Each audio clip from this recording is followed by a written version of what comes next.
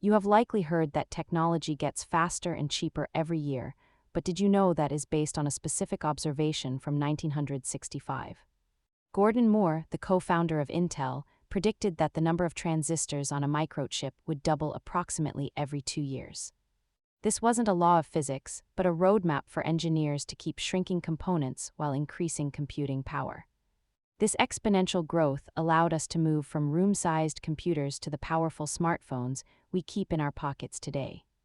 While the economy grows at a much slower, steadier pace, the tech sector's exponential trajectory has fundamentally changed how we do business. This chart shows how the number of transistors on chips skyrocketed over the last 50 years, fueling the digital age.